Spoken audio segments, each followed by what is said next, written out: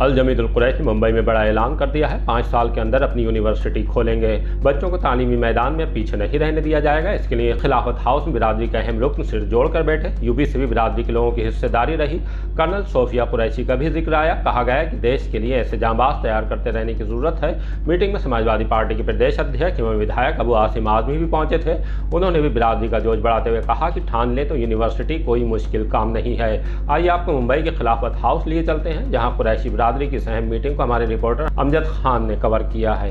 में जो लोग ऐसे हैं कि जो गरीबी रेखा से नीचे हैं, जिनके पास इतनी दौलत नहीं है, उनकी वसअत नहीं है कि वो लोग जो हैं एजुकेशन पूरी ले सकें, या कोई बीमार हो तो इलाज के लिए पैसे उनको हो, या नौकरी उनको नहीं मिल रही हो, तो ये लोग सब मिल करके एक कमेटी बनाई इन लोगों ने कि हम लोग ऐसे लोगों को मदद करेंगे। भाई पहले आदमी कहते हैं ना कि अल्लाह ने कहा कि अगर तुम्हारे पास एक चिराग है तो पहले घर में जलाओ, बाद में मस्जिद में जलाओ।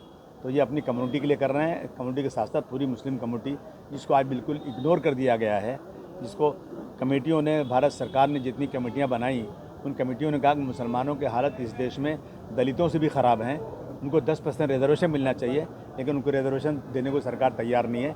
जिन जिन इस सूबों में उनको रिजर्वेशन है ना, वहाँ भी बीजेपी कहती है कि हम सत्ता में आए तो ये रिजर्वेशन ख़त्म कर देंगे। तो हमें अपने अपने पैर पे खड़ा होना पड़ेगा।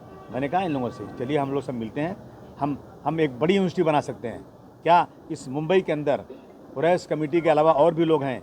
अगर 500 करोड़ की ज़रूरत है तो 500 आदमी जमा होकर 1-1 करोड़ रुपया दे सकते हैं, और एक दिन में नहीं देना है, ये पैसे देने हैं 5 साल में, जब तक बिल्डिंग बनेगी। हम सब मिलकर एजुकेशन का, हम क्या किसी के आगे हाथ फैलाते रहें? सरकार से बात करके थक चुके हम लोग। हमारे प्रोफेशनल बच्चों को 50,000 मिलता है, और जिनका रिजर्वेशन है उनको पूरी की पूरी फीस जमा हो जाती है। उनको खाने के लिए अंडा मिलता है, उनको खाने के लिए दूध मिलता है, हमारे बच्चों को कुछ नहीं मिलता है। तो हमको इसके लिए मेहनत करनी पड़ेगी, हमको इकट्ठा होना पड़ेगा, और जो सोए हुए लोग उनको जगाना पड़ेगा, ताकि अपनी कम्युनिटी को हम आगे बढ़ा सकें। हम लोगों ने जो ये तंजीम बनाई है वो एजुकेशन पे, हेल्थ पे और वेलफेयर पे काम करेगी। एजुकेशन की बात मैंने की है। हमारी हेल्थ के ऊपर कई डॉक्टरों से, कई लैब वालों से, कई कैंसर सेंटर से बात हुई है कि जो हम लोगों को 50, 60, 70% तक डिस्काउंट देने के लिए तैयार है।